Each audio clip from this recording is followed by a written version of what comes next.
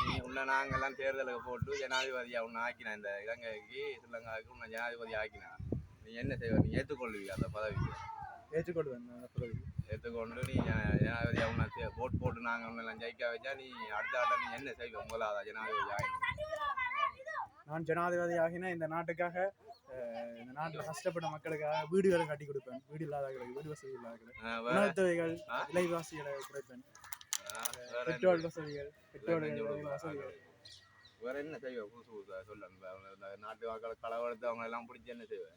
களவெடுத்தாக்கள் மற்ற இயக்கத்தில் இருக்கிறாக்கள் எல்லாம் நான் கொண்டு வருவேன். நாட்டை கட்டி வெளியில் வச்ச இயக்கத்தில் இருந்த பிடிவெட்டாக்கள், காணாமல் விட்டாக்களை நான் கண்டுபிடிச்சு கொடுப்பேன்.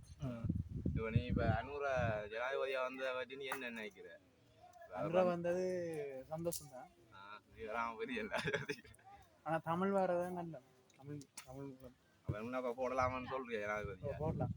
அனுரா போடுறது என்ன சிரமம் இருக்கு ஜனாதிபதி ஆக்கிறது? படிச்சிருக்கு. என்ன படிச்சிருக்க? கோயில். பாடு